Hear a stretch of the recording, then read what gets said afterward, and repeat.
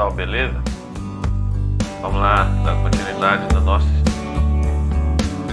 Agora, lei de Pascal.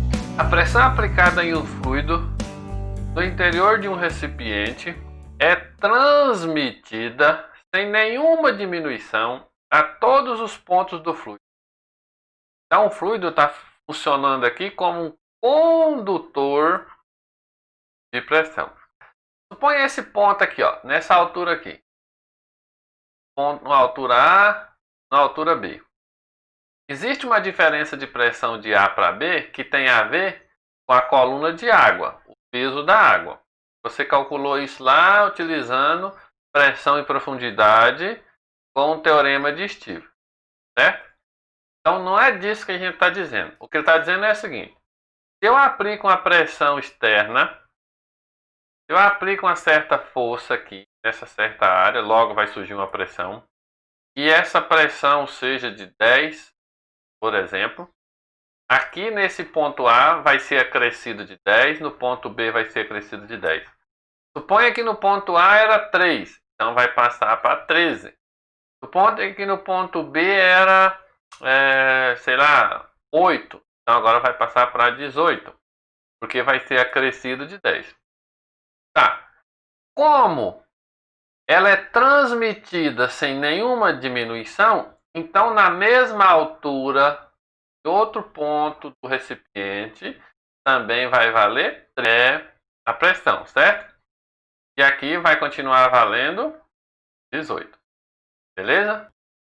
Se nessa boca aqui tivesse uma tampa, essa força que eu apliquei aqui, produzindo uma pressão de 10, ela também iria atuar aqui do lado de dentro. Então vamos lá. O que está dizendo o teorema de a lei de Pascal? Que a pressão no ponto 1 é igual à pressão no ponto 2. Se ele estiver no mesmo nível, né? Eu vou chamar simplesmente de P, igual o exercício chamou aqui, ó. Então, pressão não é força sobre área? Então, força 1 sobre a área 1 é igual a força 2 sobre a área 2, porque é uma constante. Vamos olhar nessa figurinha aqui com um pouco mais de cuidado, ó. Se alguém coloca aqui um peso produzindo uma força F1, essa força nessa certa área vai produzir uma pressão, obviamente, e essa pressão vai ser transmitida para todos os pontos desse recipiente, inclusive para aqui, ó, que está no mesmo nível. Então vai surgir uma outra força aqui, que eu vou chamar de força 2, que atua na área 2. E vai valer quanto? P, porque força sobre área é igual a pressão. Ó, interessante. Ele não está dizendo que a força que tem aqui é a mesma que aparece aqui. Ele não está dizendo isso. Ele está dizendo que a pressão que aparece aqui é a mesma que aparece aqui. Só que a gente sabe que pressão é força sobre área. Então a força na área 1 é igual à força na área 2 dividido pela área 2. Ou seja, essa divisão continua valendo. Porque a força 2 pode ser maior do que a força 1 e a área 2 ser maior do que a área 1 e continuar dando uma constante. Beleza? Tá. Faz o seguinte raciocínio, ó. Vamos supor que esse pistão aqui que levanta o carro tem aí uma área de 1,5 m por 4, mais ou menos. Totalizando aqui 6 metros quadrados. E essa área 1 aqui tem aí uma área de 1 metro quadrado, sei lá, 1 por 1, por exemplo. Suponha que aquele carro lá tenha uma massa M2 de 1.000 quilos, 1 tonelada, né? Tá. Qual que é a força necessária, F1, que eu vou aplicar aqui desse lado 1, para que eu sustente esse carro do lado 2? Essa é a pergunta. Então vamos lá. Deixa eu apagar um bocado de coisa aqui que vai virando uma confusão. E aí começa a não funcionar mais nada, né? Certo. Olha só. Força 1 sobre a área 1. Ops, Área 1, quanto que vale a área 1? A área 1 vale 1 metro, nem vou colocar unidade aqui, 1 metro quadrado. Isso daqui é igual força 2, quanto que vale a força 2? 1000 kg? Não, isso é massa. Força é massa vezes aceleração gravitacional. Eu vou colocar 10 para ficar fácil as contas. Área 2, quanto que vai valer a área 2? 6 metros quadrados. Não vou colocar unidade também não, para ficar mais simples. Beleza. Quem está dividindo, passa para o outro lado multiplicando. Vai ficar 1 vezes isso daqui, não muda nada, né? Então ficou assim, ó. F1 é igual a 1000 vezes 10 dividido por 6. Só que força é massa 1 vezes aceleração gravitacional. Aceleração gravitacional vale 10, né? Nós estamos usando 10 aqui para ficar fácil a conta. Logo, eu posso pegar 10, tá vendo um 10 aqui? Corto com esse 10, né? E fica, a massa 1 é igual a 1000 dividido por 6. Quanto dá 1000 dividido por 6? De cabeça, 6,7 kg. Resumo da história. Utilizando a lei de Pascal, com uma massa desse lado, se você colocar desse lado uma massa de 1,667, você sustenta do outro lado uma massa de 1000 kg. Para essa configuração de área. Beleza? Então essa aí é uma aplicação da lei de Pascal, que se usa nesses elevadores hidráulicos. Usava, né, que eu acho que hoje em dia poucos são feitos assim.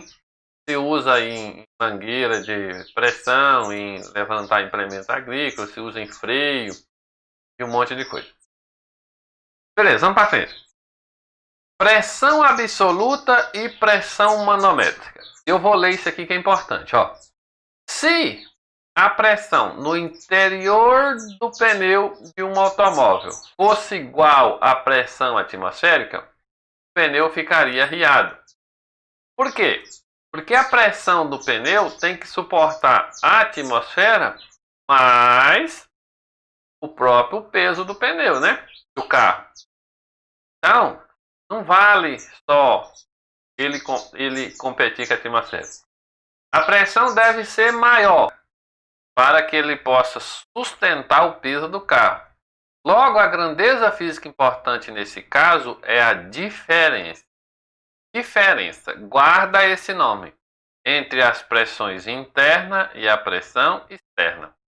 Quando dizemos que a pressão do pneu é 32 libras, na verdade não é libra, né? É libra por polegada. Queremos dizer que ela é maior do que a pressão atmosférica, que vale isso, né? Por esse valor. Logo, a pressão total do pneu é 47 libras por polegada. O excesso de pressão acima da pressão atmosférica é denominada pressão manométrica. Por isso que eu falei para você guardar essa palavrinha. Então, a pressão manométrica é a diferença entre as duas pressões. Quando a pressão absoluta for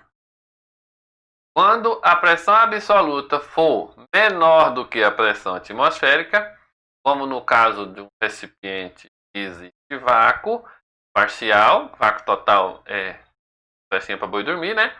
A pressão manométrica é negativa. Tá. Um tanque de armazenamento de 12 metros de profundidade está cheio de água. O topo do tanque é aberto. Logo, você deve levar em conta a pressão atmosférica. Qual a pressão absoluta do fundo do tanque?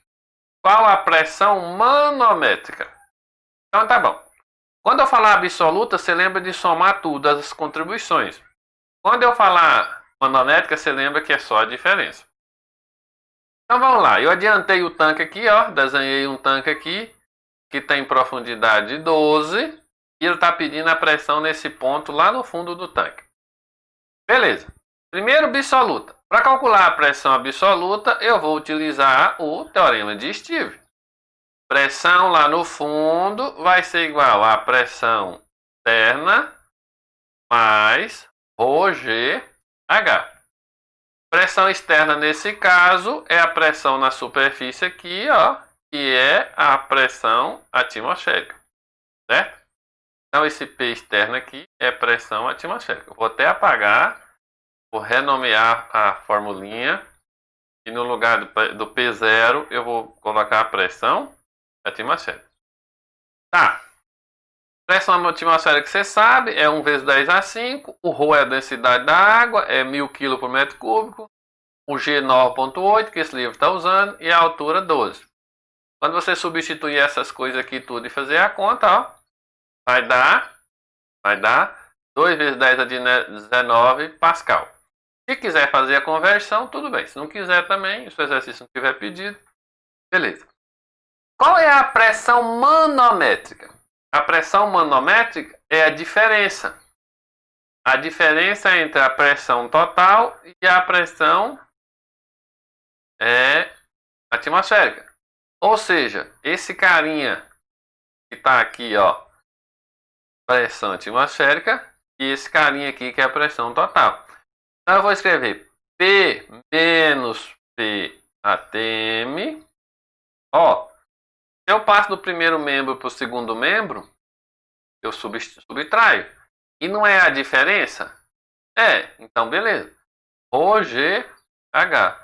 O que você vai fazer de novo? Substitui o ρ, substitui o G, substitui o H, faz a conta. Esse P menos P atmosférica é a pressão nanométrica.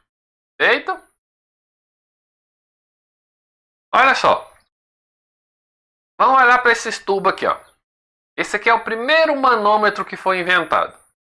Então, aqui dentro tem um balão cheio de ar, e aqui tem a tampa aberta.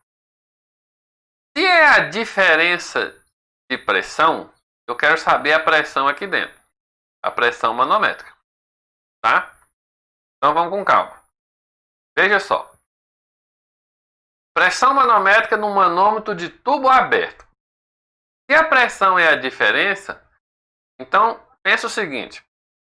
Aqui no fundo desse balão, ó, no fundo desse recipiente, está no mesmo nível, não está? Se está no mesmo nível, tem uma pressão aqui no fundo, que eu vou chamar ela de PF, P de fundo, certo? PF desse lado tem que ser igual ao PF desse lado, né? Porque está no mesmo nível. Então, a pressão no fundo dos dois lados são iguais. Tá, do lado esquerdo, quais são as contribuições? A pressão que está aqui dentro, né? Porque ela atua aqui na superfície, ó. E a própria pressão devido à coluna de água. Então, do lado esquerdo, a PF do lado esquerdo vai ser assim. P do balão mais o P devido à coluna de água. Certo? A P do lado esquerdo. A PF do lado direito vai ser... Ele não é aberto, então tem uma pressão atmosférica aqui, né? Então tem a pressão atmosférica mais a pressão devido a essa coluna de água, porque ela tem um peso, né? Mais a pressão devido à coluna de água.